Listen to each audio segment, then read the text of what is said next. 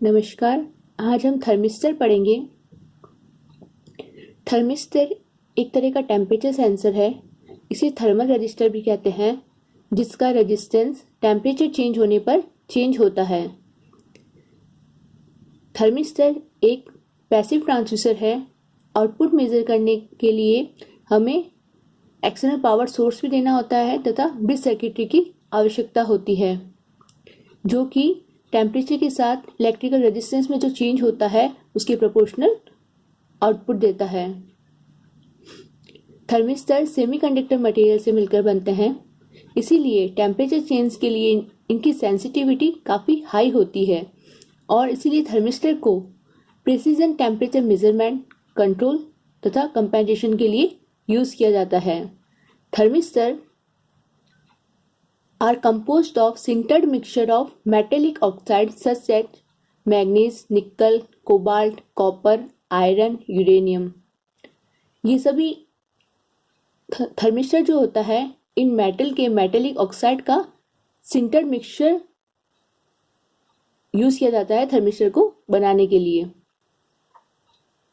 Thermistor दो type के होते हैं, एक होते हैं negative temperature coefficient NTC thermistor, दूसरा है positive temperature coefficient PTC thermistor. सबसे पहले हम देखते हैं एनटीसी थर्मिस्टर। एनटीसी थर्मिस्टर में जो टेम्परेचर और रेजिस्टेंस होते हैं वे एक दूसरे के इन्वर्सली प्रोपोर्शनल होते हैं, यानी टेम्परेचर बढ़ने पर रेजिस्टेंस घटता है तथा टेम्परेचर घटने पर रेजिस्टेंस बढ़ता है।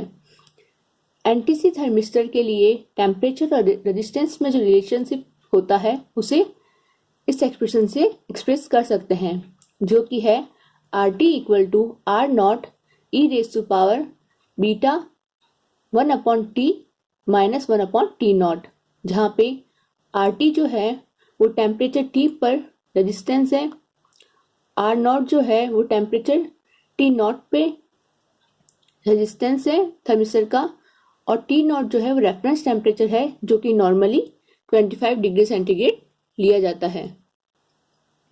बीटा एक कांस्टेंट है जो कि थर्मिस्टर के बनाने के लिए जो मटेरियल यूज किया जाता है उसी कैरेक्टरिस्टिक्स पे डिपेंड करता है। बीटा की जो नॉमिनल वैल्यू होती है उसे जो जनरली 4000 होती है। बीटा की वैल्यू जितनी हाई होती है थर्मिस्टर के लिए रेजिस्टेंस टेम्परेचर रिलेशनशिप उतना ही अच्छा होता है। बीटा की हाई वैल्यू का मतलब है कि टेम्परेचर में किसी पर्टिकुलर चेंज होने पर जो रेजिस्टेंस में जो वेरिएशन होता है वो ज़्यादा मिलता है बीटा की वैल्यू ज़्यादा होने पर। इसका मतलब है बीटा की वैल्यू ज़्यादा होगी तो थर्मिस्टर की सेंसिटिविटी हाई होगी और उसकी एक्यूरेसी भी बढ़ जाती है।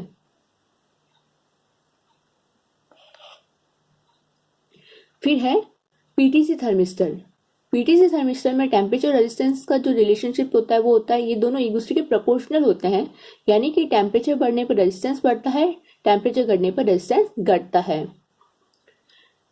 पीटीसी थर्मिस्टर एनटीसी थर्मिस्टर जितने कॉमनली यूज नहीं होते हैं, इन्हें कभी कभार सर्किट प्रोटेक्शन के लिए यूज किया जाता है।